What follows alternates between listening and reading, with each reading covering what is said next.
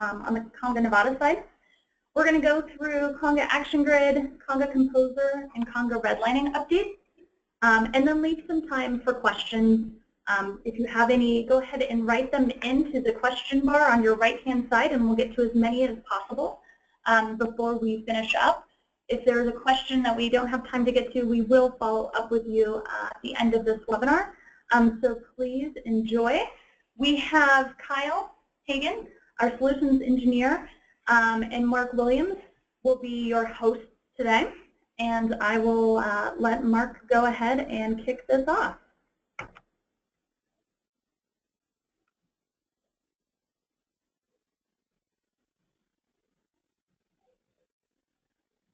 Mark, are you on mute?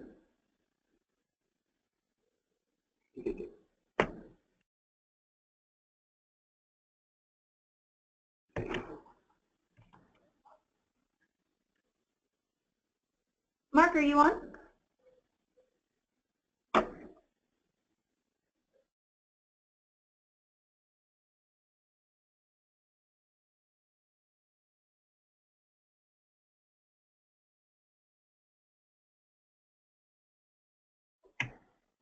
Okay, we seem to be having some problems with Mark's audio, so we'll go ahead and jump into Compose. Oh, I'm actually back on. Sorry about the call dropped at exactly the wrong moment, so I very much apologize. But I'm back. No problem. Go ahead. Why don't you jump on in and talk a little bit about Novatus and what you guys have been working on? Absolutely. So let me go ahead and get the screen up. So we've been working on a few new large modules that we're going to be rolling out throughout 7.1, and we're doing beta tests on those now. One of the big ones is going to be analytics. So it's going to be a more in-depth reporting tool that we're going to be able to leverage to pull data out of our contract management system. And for those of you that aren't too familiar with Conga Novatus, it is more of a procurement buy-side contract management solution. And Conga acquired Novatus with the overall goal of bringing the sell side of contract management and the buy side of contract management together into one unified suite. And that's what we're driving towards right now. Some of the other things we've been working on are like an email distribution list. So kind of like how Outlook has groups of email recipients, we can start to do the same in Novatus. So if you have a specific set of people that normally go through like review processes or whatnot on the contract side, you can set those up in advance to kind of save yourself a little bit of time when you're delegating out some of the higher levels of the management process. Some other things we've been trying to do is make the system a little more streamlined, a little more easier to use, not just for admins, but for users as well. So we're starting to see that manifest on the in the request side. So in initiating a contract request, trying to facilitate for the end user how to create a new contract. So what they can do now is take a request they've previously sent, maybe a template or something like that, and copy that. So then all of the old data from the older request will come over into the new one. So maybe they only have to make 1 or 2 tweaks in order to send this new request off. So basically, if your company is dealing with a similar set of contracts that you see over and over again, it can make life easier for your end users and ultimately make life easier for you. The other big module we're pushing out is clause management. So the general idea is to give more visibility down into the contents of the documents themselves. So that way you as a contract manager, as a contract owner or whatnot, can actually start to run reports, can start to manipulate your CLM system down to a granular level, and that is the actual language within the documents. And the main goal of that is to try to maintain a certain level of compliance across your organization. So that way, if you know you're negotiating X amount of clauses, you know, certain ways or certain times, you can start to view into that and maybe even start to address those before the issues come up. One other big thing we've added, and we're getting a big ask for this, is coterminous term type. And the idea is if you have a parent contract and several child contracts underneath that, changes made to the status or expiration date of the parent will then roll down to the children. So that way you as the person responsible for that contract family don't have to go through each individual contract and update those individually. And when the contract families start to grow to be 5, 10, 15, a dozen or more contracts, that can save quite a bit of time. And we have what we call a contract flow, which is like an advanced workflow to help dictate the CLM process. So we're continually improving that, trying to flush it out. We're constantly listening to feedback from our clients, from our SEs, from our ProServe staff, to figure out ways to make that flow better. So without further ado, I'll go ahead and hop into the actual Nevada system itself and start to walk through some of these. Okay, so you should be able to see my screen now, and this is the like a standard Nevada splash page. I've got a handful of portlets here that show my recently viewed companies, contracts, a quick chart to show me where some of the things are in flight, and my active workflow items. So what I've done to save time is kind of tab everything out and set everything up in advance. So I'll kind of step through that now. So this is just a real quick view of what the analytics engine is going to be doing. So what it allows us to do is pull data from all throughout the system and create custom fields like this duration field you see off to the side here. So that's actually not a field that exists within the Nevada database. That's created within our analytics tool here, and it's looking specifically at this open date. Now, in my particular demo, the data's a little on the light side, but it gives you a good idea of where certain flow items, where certain workflow items are in flight. So you as the contract manager can then run a report similar to this and say, okay, with this particular workflow step is taking on average X amount of days. Why is that? Is it because it's assigned to a certain person? Is it because it's a specific contract type they're dealing with? You know, you can really start to dive in and get a feel for how long things are taking, because obviously when it comes down to it, time is money, and we're, you know, trying to drive to our end solutions quicker and easier. So you can also color code these to say, okay, over a certain threshold, you know, highlight this in red or highlight this in green or yellow, etc. So when you're running the report, it gives you a very quick, very intuitive view into what's going on in your system. And what's very cool too is you notice that these company names are all linked. So you can build out almost like a web of reports. So when you click into the link, I've set up a different report that's just a contract history report that'll pull up all the contracts underneath this company, all of their statuses, and you can start to see the history of that. So we can really start to delve deep into your systems and really start to build these really complex, very far-reaching reports that can be linked together by any common field that you wanted to. Company name, contract number, contract name, contract status. You can really get very, very flexible with these reports. So the next bit is going to be the email distribution list. So I just set up a very quick one. I just added a handful of people in here that would be representative of those who would be reviewing, say, like IT contracts. So to get a good look at this, I'll go back out to my dashboard, and I'll just go into a contract here. I'll scroll down to my messaging area and start up a new thread. So bring up my address book. Here's my distribution list here. I'll submit that, and I can just type in, please review this contract profile. And then we're going to send that off. So now that message has been sent out to that entire distribution list. It's a really fairly simple enhancement that we pushed out, but we feel that it's one that's going to be able to drive a lot of value in the sense that it saves time. So if you can set up these predefined lists and just choose that instead of every single time you're dealing with a certain type of contract, individually selecting each person. So on to the next one, and this is that copy request functionality that I had mentioned earlier. So these are just a pair of requests that I've done previous to this webinar. So myself as the requester, having sent these out already, can then go to this new icon here. It says copy request. I can click on that, and it basically brings up the data from the previous request, which I can then go back and tweak. Let's say this is 5,000, and this is going to be fixed manual and active, and the document's going to stay the same. And this dynamic form, actually, we'll go ahead and change this. And once we do all that, then we can just submit the request, and we're done.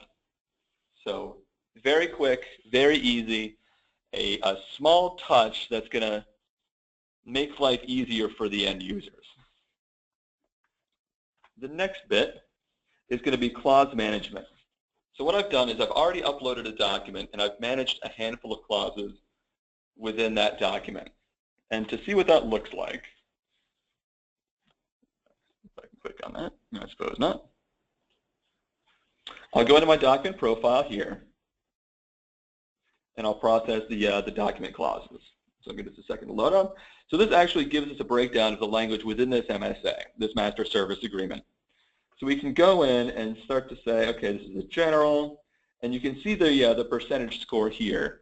So this score will change as you learn clauses into your system, because the system will quite literally start to tailor what you're learning into the system versus what you're uploading. And by that, I mean if you are commonly using this top clause here, over time, this percentage will increase. And once you get over a threshold of 80%, they'll manage automatically. So as you upload your documents, these clauses will be moved into your system independently and automatically. So I'll go ahead and save that. And this table should update with this new general clause here. And you'll notice as well, this little bit here is small, but it's actually very, very convenient and really drives at a lot of usability. And it's this standard column here. So basically what we're looking at is this clause is an exact match to a clause in the clause library, which would be a preset defined list of legal language that your legal team has pre-approved to go into these documents. So at that point, then you can start to run reports, and I should have one already. Run reports against this bit of functionality to say, okay, where in the system am I using standard or non-standard language, and what is the difference in that language? So I'll go into my reports. I should have saved it. Non-standard contract clauses. So I'll just run a quick preview of it, and this will just give a snapshot. It's not going to be the full report, but it'll give you an idea of what this is going to look like. Load. Let's do a PDF.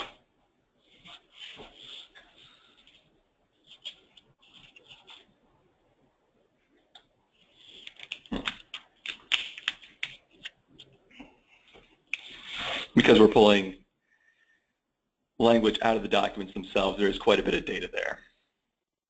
So while that's running, I'll go ahead and go to the next bit. So this is our role admin page, and we've done a tweak here that's going to add a nuance of functionality to Flow that a lot of people have been asking for. And it's breaking out these two permissions here. So basically now we have a Flow admin who would be like a secondary admin, sort of. They would be able to control what happens to the flow on a contract level, on a little bit lower level. The Flow template admin would be the admin that actually has oversight into the construction of the flows themselves. They would have visibility over really the system of how the CLM process works. So now you can have your one Flow template admin and delegate out this Flow admin to more like subsets of users underneath that main Flow template admin. So that way you can start to break that up. You're not putting everything on one individual person. And for our larger clients, that's vital. So, and here, our report from the clause is finished. Let's go ahead and open that up. And now we can start to see we have our company name, contract number, document information, and then the actual clause types themselves with the clause language. Now these reports can be formatted to be a little more aesthetically pleasing, especially once you get back into the analytics side. Just wanted to give something that was a bit of an example. So the last little bit here I wanted to show off is the coterminous term type. So here I have a child contract that is labeled as coterminous. So what I can do is go down to my contract family, go up to the parent profile here, I'll edit this, and I'll make a change to the expiration date. So what we'll do is we'll make it, say, September 22nd of 2017. And we'll change the status to active.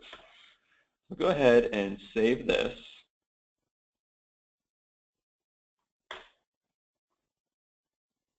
And I'll go back to this child contract here. So now we can see that on this one, the expiration date has updated and the status is updated. So now you can start to see that roll down across your contracts. And if I go to even the child to this one, since they're all marked as coterminous, that one will roll down to that contract profile as well.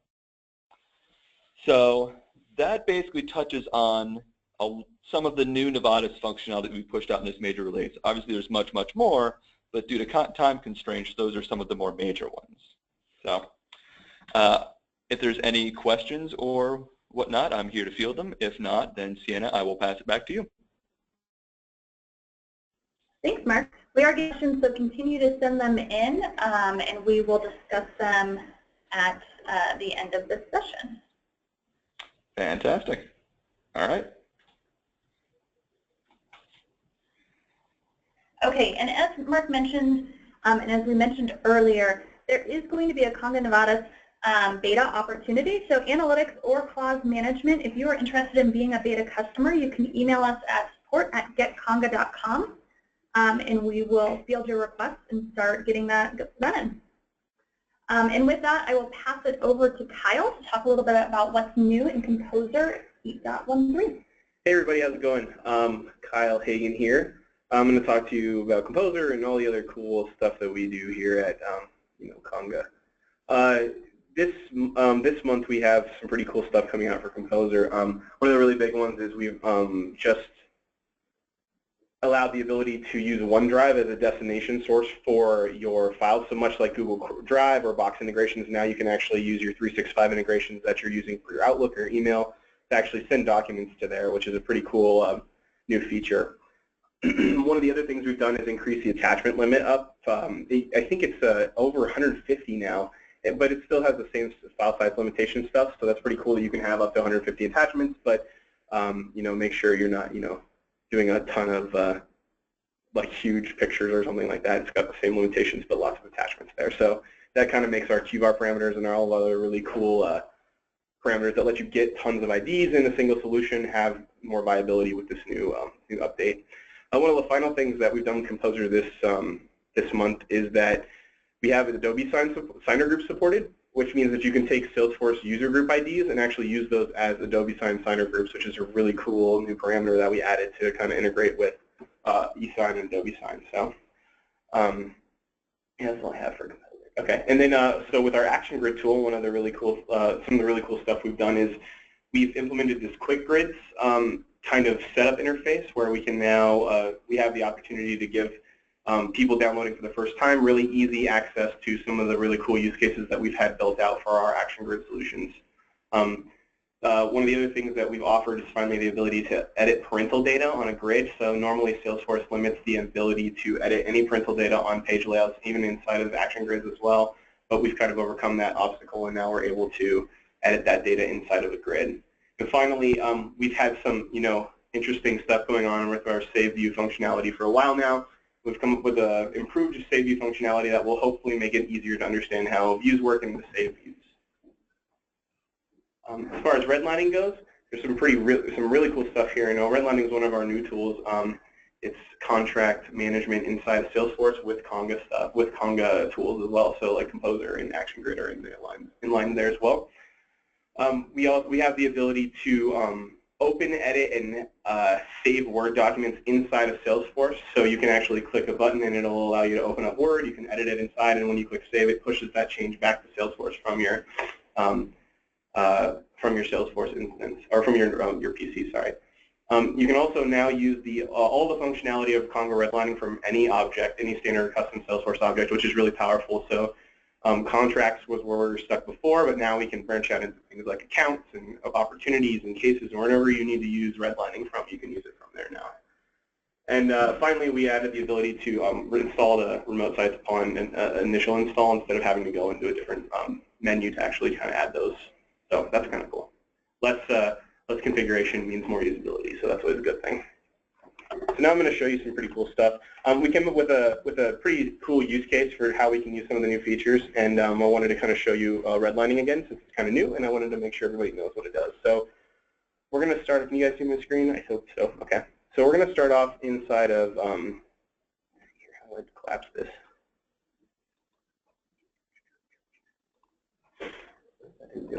All right. So we're going to start off inside of an opportunities action grid here, and you can see that right now I have some of the conditional formatting and all the cool stuff that Action Grid offers as well. So let me change this back real fast.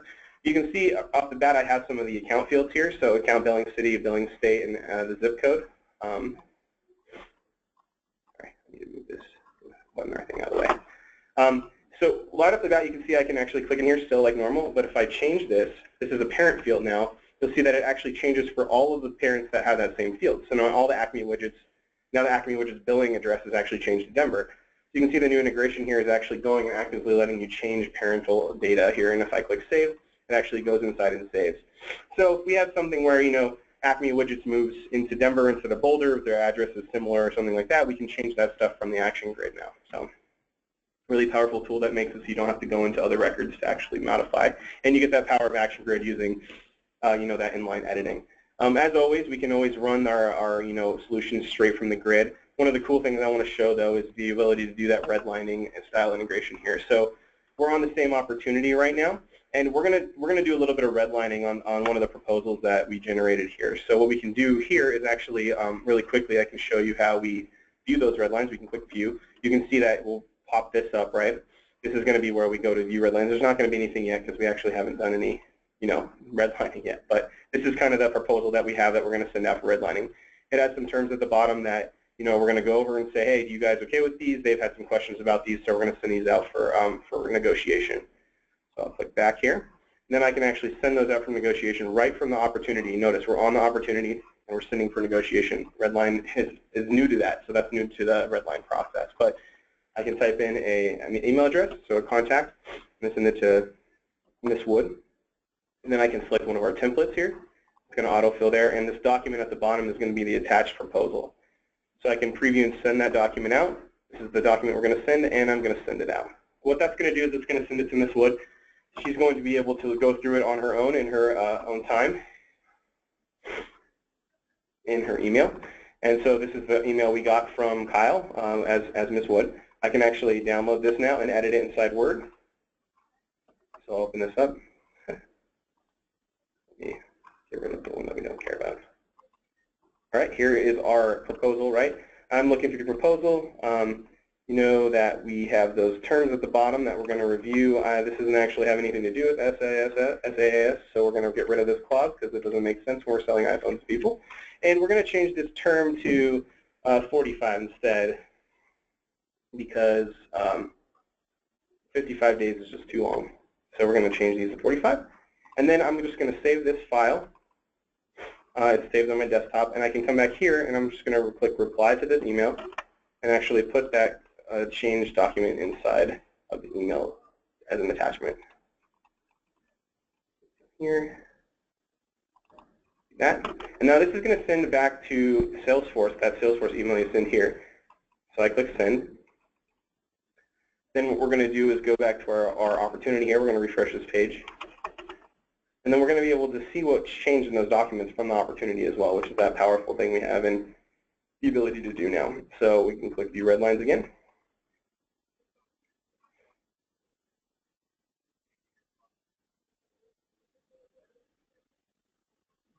Now we can see there's a few versions here. We can come scroll down here and you can see that some of the terms have been changed. So that's what redlining is. The power of redlining is to be able to view and edit these things in here. So when we're ready and we agree with the contract, we can finally send out the invoice, and that will be the next step with Conga. So that would be the final steps in using redlining. Thanks. Awesome. Thank you, Kyle. Mm-hmm.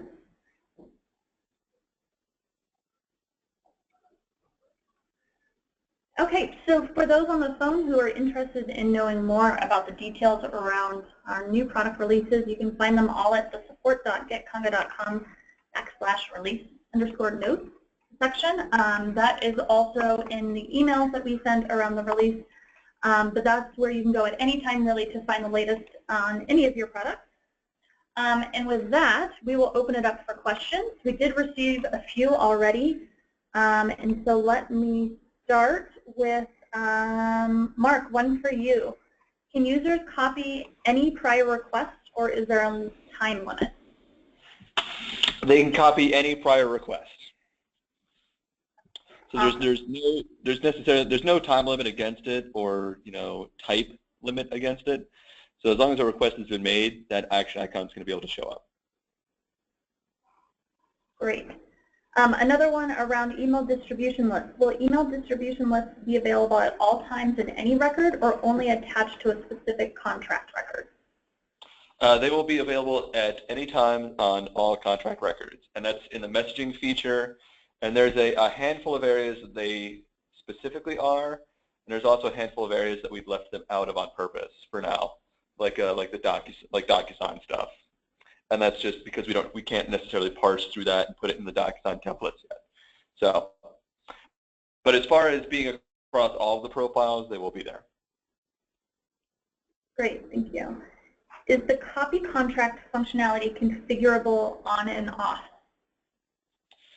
Copy contract, I believe that is tied to the contract admin permission.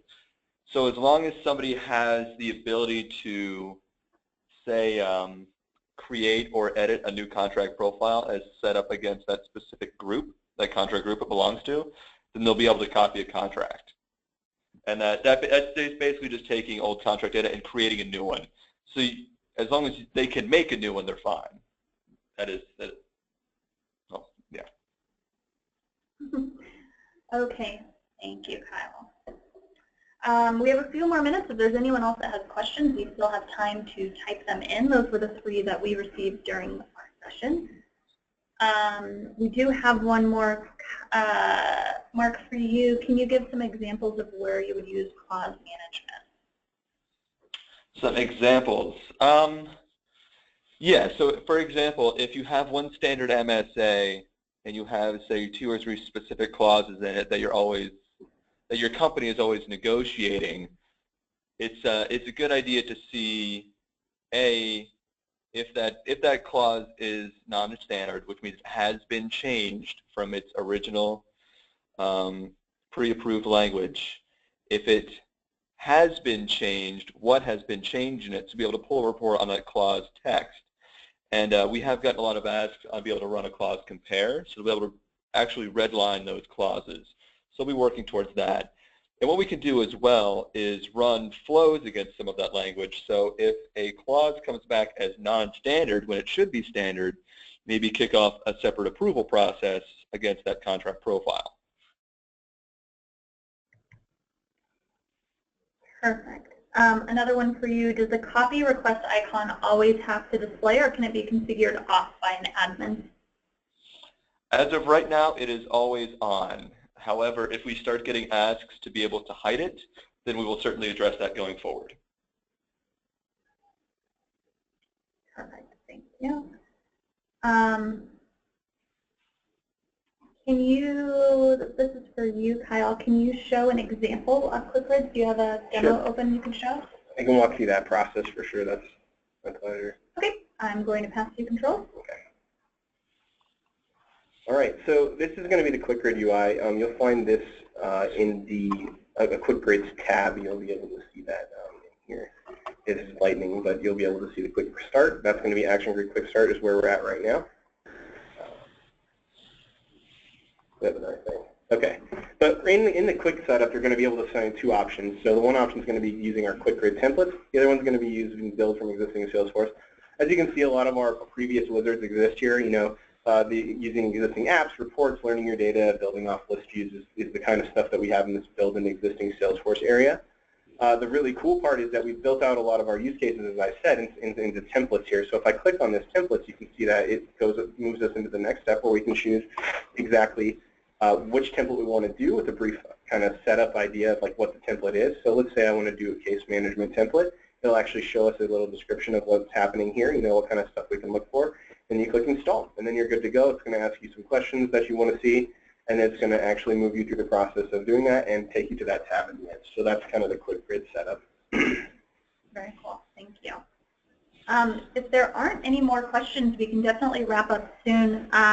If you are interested again in being a beta customer for analytics or cause management on the Nevada side, if you could email your request to support@getconga.com. We can follow up with you. Oh, we did get another question. Is the copy request bundle type a part of this release as well, and can you demonstrate? Yes, I can. So it is part of the 7.1 release, which just rolled out on Saturday. And was the question specifically to see the admin side?